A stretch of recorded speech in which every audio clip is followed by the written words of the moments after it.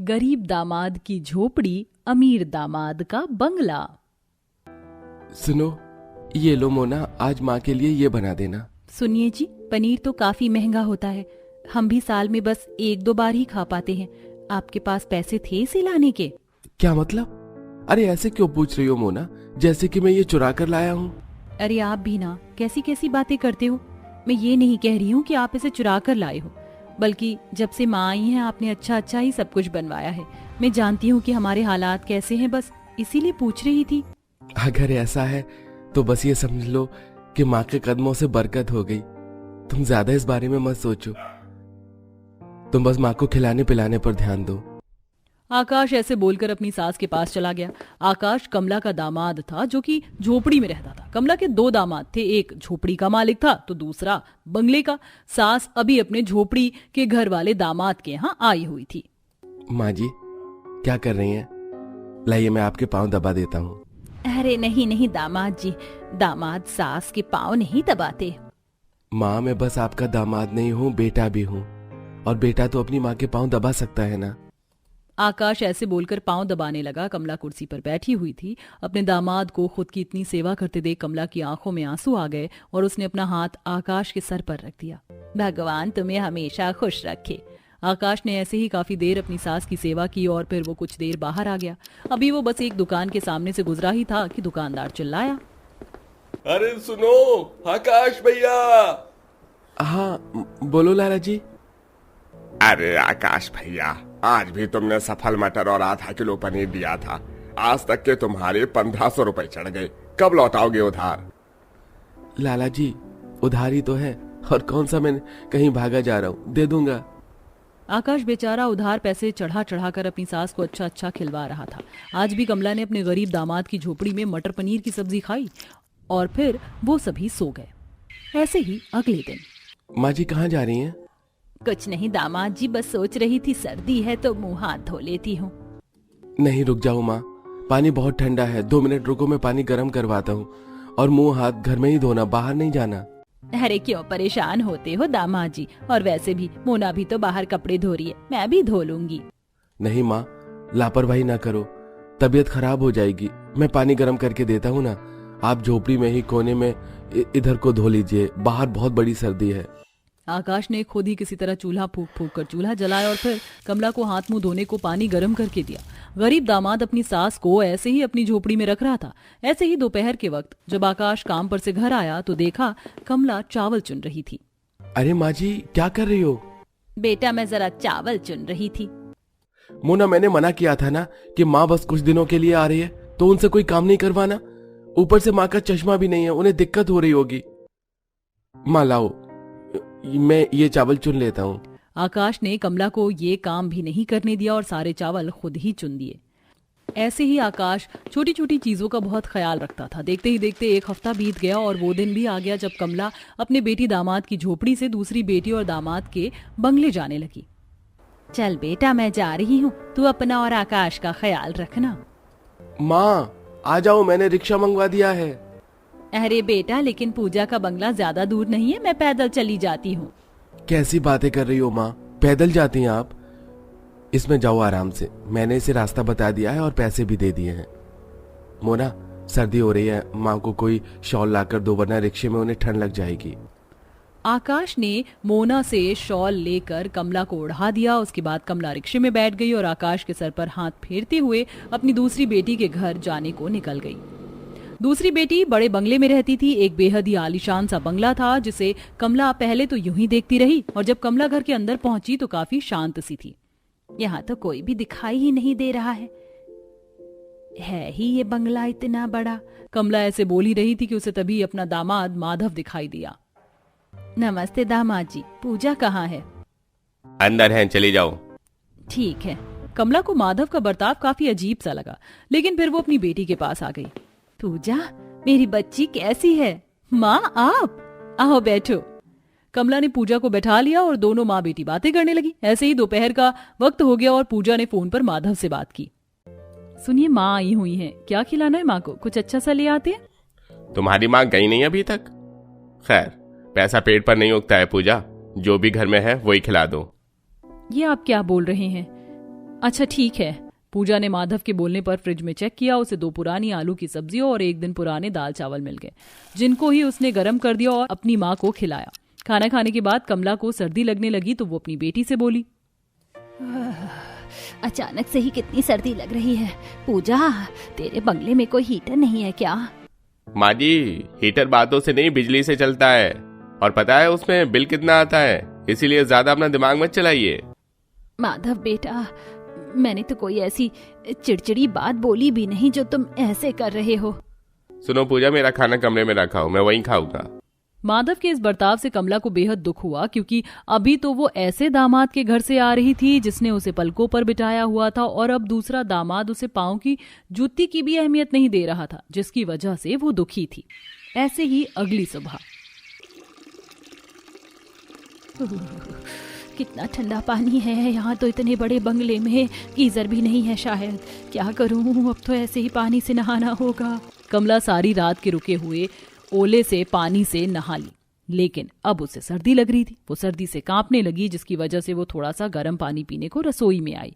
अभी वो पानी गर्म कर ही रही थी कि तभी, माँ जी, एलपीजी गैस 1000 रुपए सिलेंडर हो गया है, ज्यादा गैस मत जलाओ। बेटा, लेकिन मैंने तो। माधव ने कमला की बात भी नहीं सुनी। वो रसोई में ऐसे बोलकर आ गया। ये सब बातें कमला को बड़ा दुख दे रही थी। जैसे उसे उसके गरीब दामाद ने रखा था, अमीर दामाद उससे उतना ही उल्टा था। कमला को अमीर दामाद के बंगले में ठंडे पानी से नहाना पड़ता था। वो अपने कपड़े भी खुद ही धोती और साथ ही उसे उल्टा सीधा खाने को भी मिल रहा था, जिससे कि कमला की तबीयत खराब होने लगी और उसे निमोनिया हो गया। निमोनिया की ही हालत में पूजा ने अपनी माँ को सब्जी लेने भेज दिया। भाई साहब, हाँ, जरा आलू भी दे दो। भैया जरा टमाटर देना। माँ आप?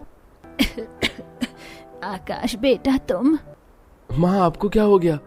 आपकी ये हालत, आपने दवाई ली? नहीं बेटा, माधव ने बोला कुछ नहीं है, बस हल्का सा जुकाम है। नहीं माँ, ये कोई जुकाम नहीं है, मेरे साथ चलो आप। आकाश माना नहीं और वो बिना कोई सब्जी लिए ही कमला को सबसे पहले डॉक्टर के यहाँ लेकर गया, जहाँ चेक करने पर पता चला कि कमला को अंदर ही अंदर खतरनाक निमोनिया बन गया था। ये जानकर आकाश को बहुत ज्यादा दुख हुआ और माधव के ऊपर गुस्सा भी आया, और वो गुस्से में कमला को माधव के बंगले में ले गया और फिर, ओए माधव, नीचे इंसान, बाहर निकल, कहाँ घुसा बैठा है? अरे कौन है बे? अच्छा तो तू है। घटिया इंसान, इतना अमीर होने के बावजूद भी तूने मेरी माँ को बीमार करवा दिया। लानत है तेरी समीरी के ऊपर।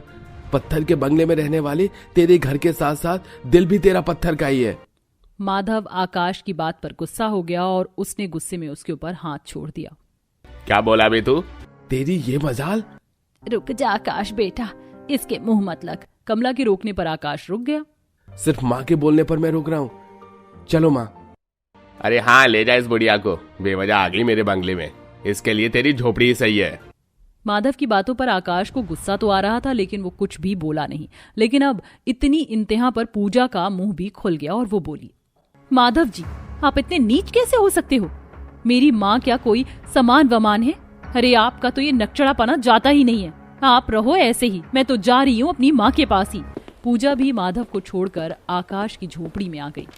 ऐसे ही 2-3 दिन गुजर गए और अब जाकर माधव को एहसास हो रहा था कि उसने कितना गलत किया था। उसका बंगला सूना हो गया था, तो उसने 3 दिन बाद फैसला किया कि वो अपनी सास और अपनी पत्नी से माफी मांगेगा, और वो आकाश की झोपड़ी घर पहुंच गया। उस वक्त आकाश कमला के पांव दबा रहा था। माधव बेटा, तुम आओ, अंदर आ जाओ। माँ जी, आकाश और पूजा, मैं बहुत शर्मिंदा हूँ अपनी हरकतों पर, हो सके तो मुझे माफ कर देना। माधव की बात पर बस सभी मुस्कुरा दिए और कमला ने उसके सर पर हाथ रखा। ये इसी बात का संकेत है कि सभी ने उसे माफ कर दिया था। बस फिर क्या था, उसी दिन सभी दिलों के मैल धुल गए और अब माधव भी सुधर चुका था। पता नहीं मुझे इन सभी कामों से मुक्ति कब मिलेगी। लगता है जब तक मेरे बेटे की शादी नहीं हो जाएगी तब तक मुझे आराम नहीं मिलेगा। सुष्मिता गांव के घाट पर कपड़े धो रही होती है, तभी उसे एक लकड़ी के टुकड़े के ऊपर एक लड़की बेहोश हालत में पानी पर तैरती हुई नजर आती है। हे भगवान, कौन है ये बेचारी लड़की? कहीं मर तो नहीं गई?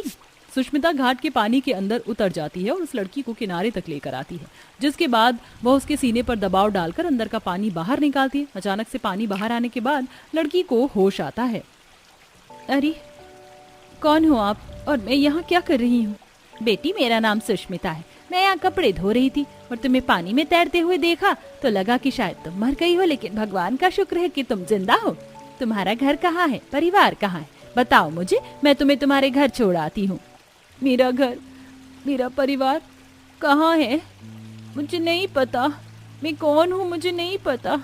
लगता है बेचारी अपनी याददाश्त खो चुकी है। मुझे इस लड़की की मदद करनी चाहिए। सुष्मिता ऐसा सोचकर उस लड़की को अपने साथ अपने घर ले आती है। आज अगर मेरी कोई बेटी होती तो बिल्कुल तुम्हारे जैसी होती। पता नहीं तुम्हारे माता पिता तुम्हारी कितनी चिंता कर रहे होंगे। खैर कोई बात नहीं, जब तक तुम्हारा परिवार तुम्हें ढूंढते हुए यहाँ तक नहीं आ जाता तब तक तुम मेरे साथ मेरे घर में मेरी बेटी बनकर रहना। सुष्मिता का बेटा अर्जुन घर पर आता है और पूर्वी को देखकर हैरान हो जाता है। कितनी खूबसूरत लड़की है, इतनी खूबसूरत लड़की मैंने आज तक कभी नहीं देखी।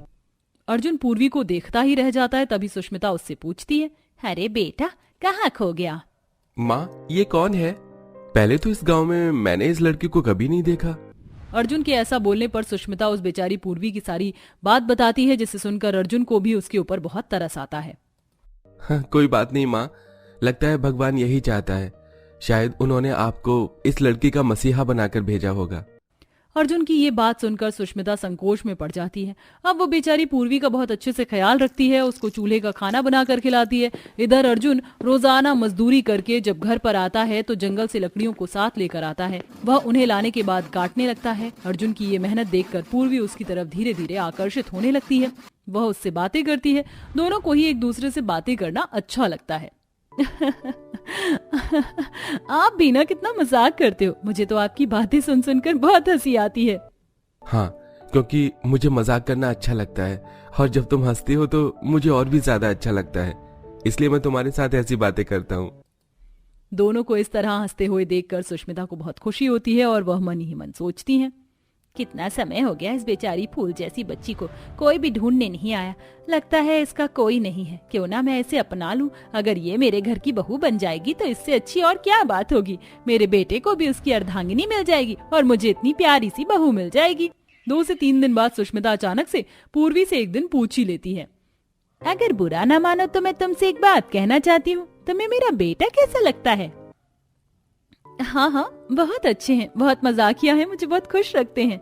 वैसे तो मैं अपने बेटे के लिए लड़की ढूंढ रही थी, लेकिन मुझे उसके लायक कोई लड़की समझ नहीं आई। फिर मुझे एक लड़की समझ आई और वो हो तुम। क्या तुम मेरे बेटे से शादी करना चाहोगी? ये सुनते ही पूर्वी शर्माने लगती है। उसके शर्माने से ही सुष्मिता सब समझ जाती है, जिसके बाद सुष्मिता पूर्वी और अपने बेटे अर्जुन की मंदिर में जाकर शादी करवा देती है।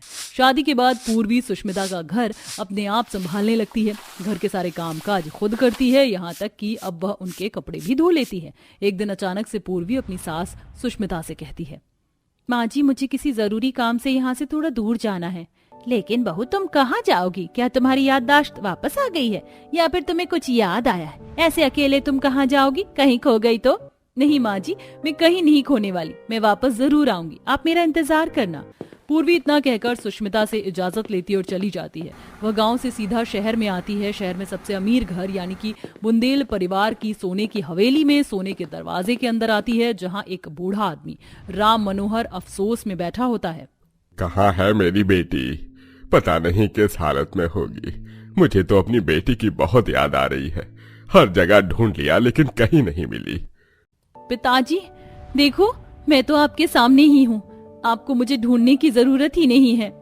अपने सामने अपनी ही बेटी पूर्वी को देखकर राम मनोहर हैरान हो जाता है।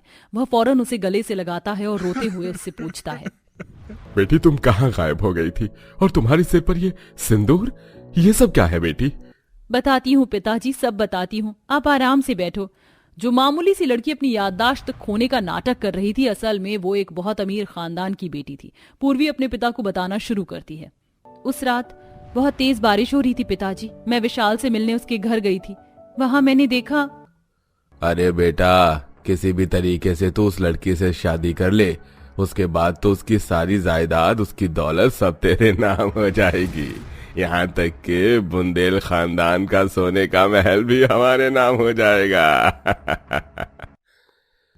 अरे अंकल जी, लड़की को मैंने पटा लिया है, बस अब शादी के लिए प्रपोज करने वाला हूँ।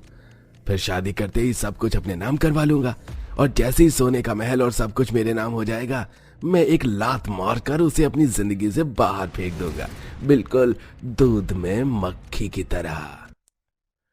शाबाश मेरे शेर। आज मुझे अपने दोस्त के बेटे पर फक्र है। विशाल किशन के दोस्त का बेटा था और किशन पूर्वी का चाचा था। उनकी सारी बातें पूर्वी ने खिड़की पर खड़े होकर सारी सुन ली थी। इतना बड़ा धोखा मुझे और मेरे पिताजी को, आज मैं इन दोनों को नहीं छोड़ूंगी। पूर्वी गुस्से में घर के अंदर आती है और दोनों को सुनाना शुरू कर देती है। तुम दोनों ने इतना बड़ा धोखा दिया। चाचा, आपको तो मैं बहुत लंबा अंदर करवाऊंगी। और तुम विशाल, तुमने मुझसे प्यार का झूठा नाटक किया सिर्फ और सिर्फ बुंदेल परिवार के सोने के महल के लालच में। अब तो तुम दोनों को मैं पुलिस के हवाले करवाऊंगी। सारी सच्चाई पूर्वी के सामने आते ही विशाल और किशन को समझ नहीं आता। वो दोनों पूर्वी की जान लेने पर उतर आते हैं।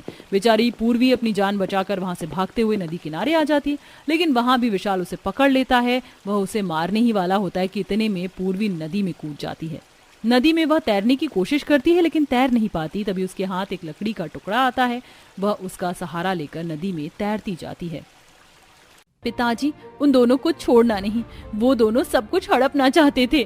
तुम मेरी इकलौती बेटी हो और तुम्हारे साथ इतना कुछ हो गया, मुझे पता भी नहीं चला। इन दोनों को मैं कहीं तक नहीं छोड़ूंगा, अभी के अभी इन्हें गिरफ्तार करवाऊंगा। राम मनोहर पुलिस को कंप्लेन कर देता है, जिसके बाद विशाल और किशन राम मनोहर के ऑफिस में ही रंगे हाथ पकड़े जाते हैं। उन्हें जेल में ले जाया जाता है और इधर पूर्वी अपने पिता को ये सब बताकर जाने की इजाजत लेती है।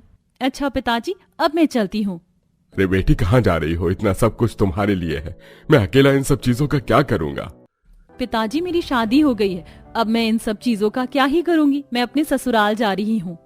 बेटी, तुम्हारी शादी के मैंने क्या क्या सपने नहीं देखे थे, लेकिन मैं अपने सपनों को पूरा नहीं कर पाया। लेकिन एक सपना तो मैं पूरा कर सकता हूँ, अपनी बेटी का कन्यादान। राम मनोहर अपनी बेटी को कन्यादान में बुंदेल परिवार का सोने का महल दे देता है, जिसके बाद पूर्वी अपने गरीब परिवार को उनके गरीब घर से महल में ले आती है। बहू, तुमने तो हमें फर्श से अर्श पर लाकर छोड़ दिया। कहाँ हम मामूली सी जिंदगी जी रहे थे और कहाँ ये सोने का महल। पता नहीं हमारी औकात भी है या नहीं इस सोने के महल में रहने की। माँ जी, आप कैसी बातें कर रही हो? आज के बाद मैं आपके मुंह से ऐसी बातें बिल्कुल भी नहीं सुनना चाहूंगी। आप मेरी सास के साथ साथ माँ भी हो। आपको पता है मेरी माँ इस दुनिया में नहीं है और आपने मुझे मेरी माँ से भी बढ़कर प्यार दिया है, जिसे मैं कभी भी भूल नहीं सकती। समधन जी, ये महल आपका ही है और आप बेधड़क इसमें रहिए। जिसमें मेरी बेटी की खुशी है उसी में मेरी भी खुशी है और मुझे अपनी बेटी की पसंद पर भी नाज है। अर्जुन बेटा, अब से तुम्हें मजदूरी करने की जरूरत नहीं है, अब से तुम मेरे बिजनेस को ओवरटेक करना। इसी के चलते गरीब परिवार की जिंदगी पूरी तरह बदल जाती है। उनकी बहू उन्हें दहेज में सोने का महल देती है और सभी खुशी खुशी रहने लगते हैं।